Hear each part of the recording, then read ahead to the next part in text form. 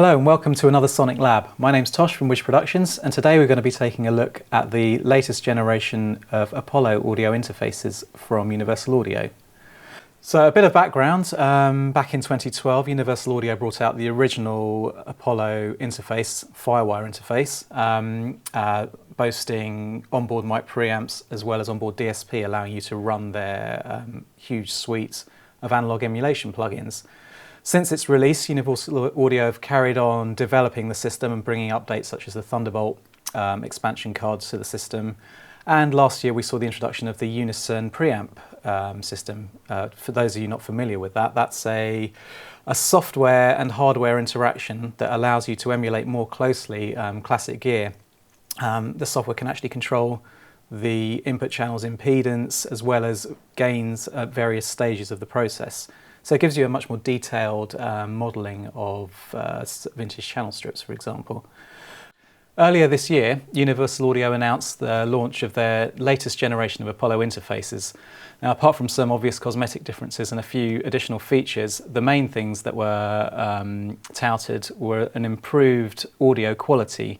So what they've done is revised the signal path. The analog to digital and digital to analog converters are completely new, and what they're claiming is improved dynamic response and lower distortion. Now, the old Apollos weren't particularly shabby in this respect, so it'll be interesting to see how the new ones perform alongside. Now, I bought into the Apollo technology a couple of years back, so obviously it's interesting to see the next generation coming out quite so soon, and I, for one, are personally interested to find out what exactly are the differences, and are they worth the upgrade, for example. We have a pair of units here. So here's my trusty Apollo Quad, which I've had now for a couple of years nearly. And here, this is the Apollo 8P. So the new generation interfaces come in a number of varieties. We've got the entry level, if you like, which is the Apollo 8. Now that carries 4 onboard preamps and then either dual or quad DSP chips, depending on the price range. Next in the lineup, you've got the Apollo 16. Now that takes 16 in, 16 outs on DB25 connectors, so that's obviously biased towards interfacing with existing preamps or consoles. And then, so the top of the range is this fellow, the Apollo 8P, which comes with 8 onboard preamps, and these are all Unison enabled preamps. And that's an 8 in, 8 out in terms of analog I/O interface. You can also expand via ADAT. And also, with the Thunderbolt system, you can chain multiple Apollos together. So it's worth noting that these new Apollos are Thunderbolt only, so if you're thinking of adding one, for example, to your existing Firewire system, you'll have to make sure your Firewire interface has the Thunderbolt card, and you'll then be running both systems via Thunderbolt. So let's have a closer look at the interface. If we have a look at the front panel here, you can see my old interface here and the newer one, very similar layout. You've got your input controls, so nice rotary encoder controlling your channel gains. You can push it to switch through each channel. If you're using any of the Unison enabled plugins in any of those channel strips, holding and pressing will switch through the Unison parameters within that channel strip. Now, compared to the old interface, the meter's got slightly wider and moved across to make room for these new switches, which I'll talk about in a minute. But you've got your input channel controls here, so you can switch between mic and line there. Your high-pass filter, phantom power pad, phase switch, and channel linking, so you can link a pair together in stereo. Now, on the meter window, there's a few additional things. You've got a display of what that channel is actually inputting, so is it mic, line, or DI. Over here, we got some information about what you're connected to, what the clock state is, internal or external. And also, one feature that's been added is the ability to meter both the inputs and the outputs via this little button. So that's kind of handy for driving a load of outboard analog gear. You can see how hard you're pushing it. We've also got these sample rates now clearly visible in the window, so you don't have to go into a menu in console to see what rate you're running at.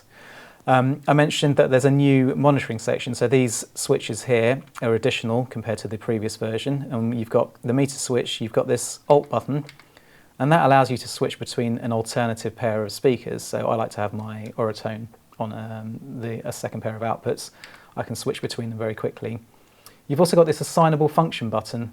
So that can be a number of different options. If we go into console, and in the menu you've got this function assign tab, and you can set it to be another alternative set of speakers, so you can have another output. You can set it to be the mono or the dim button, and then the dim control over here, you can calibrate how much you want the signal to be dimmed by.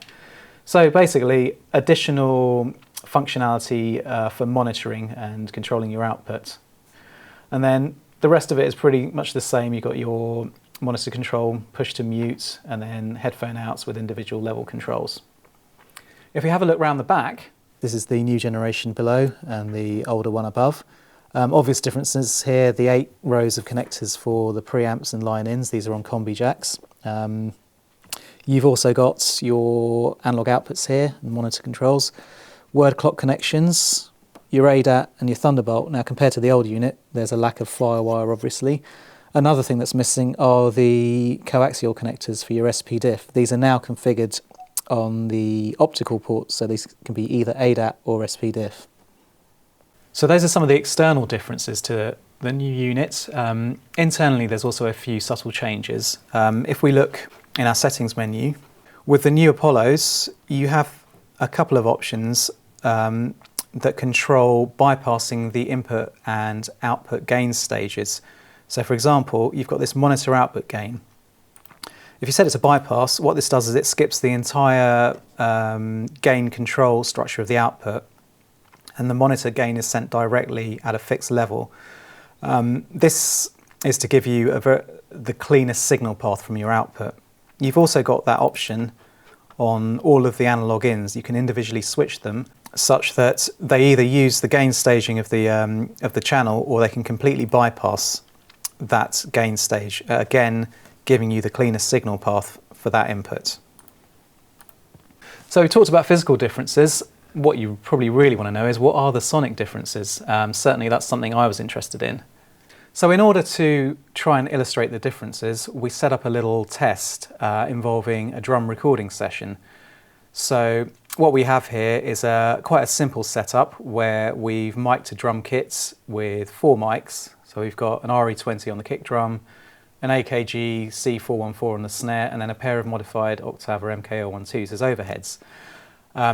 We ran the test with a drummer playing a consistent groove with the 4 mics plugged into the old Apollo interface, and then straight away plugged those mics into the new Apollo interface and reran the recording with the drummer playing exactly the same groove. So it's not a perfect test because we weren't recording through both interfaces simultaneously, but the drummer's pretty consistent, and I think the results do show what we were trying to do there. So here we go. Now, I'm not sure how well this is going to translate over the internet. I'm hoping you will be able to hear the differences that I hear.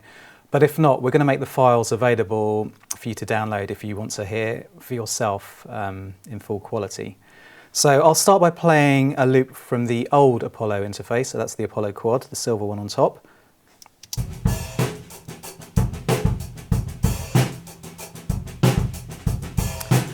Now I'm going to switch to the new Apollo interface.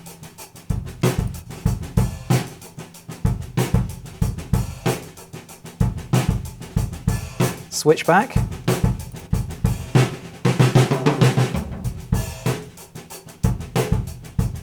New interface.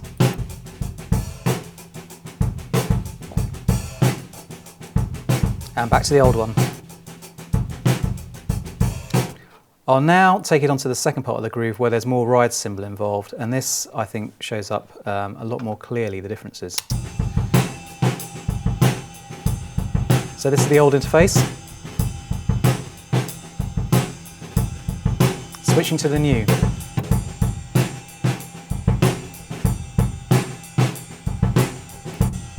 Old.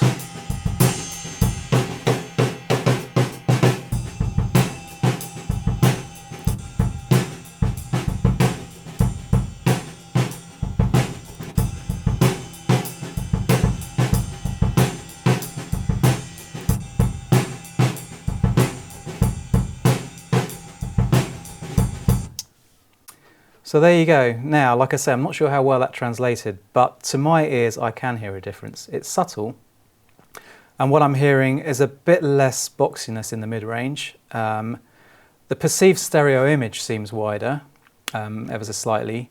And also, particularly if you listen to the high frequencies, that ride cymbal, the difference in the timbre of it, I'd say, without wanting to get too fluffy with my words, but they sound a bit more open.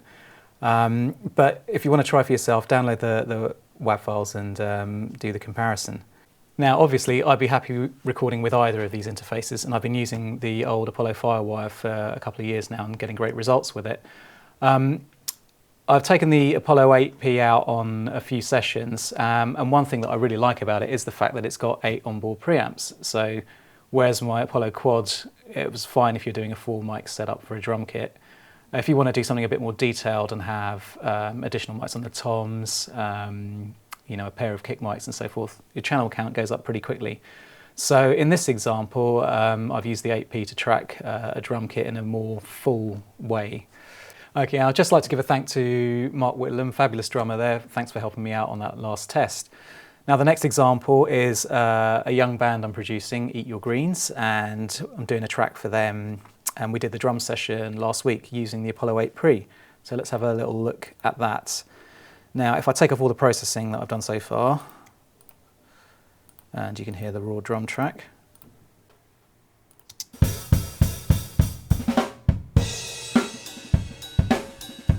Now you can see here I've got a pair of kick mics, one on the inside, one on the outside, snare and hat, high tom and floor tom, and then the overheads. So that's already taken up, you know, all my 8 channels, and then on my other interface I have to put a few room mics up. So it's great being able to use one unit to cover so many options with the microphones. If we have a little bit more, if I put the processing back on in here, restart that,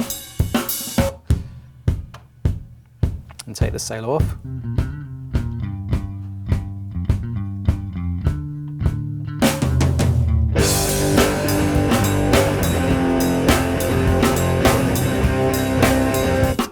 So that's all layered up using the Apollo 8 Pre, and great sounding recording so far.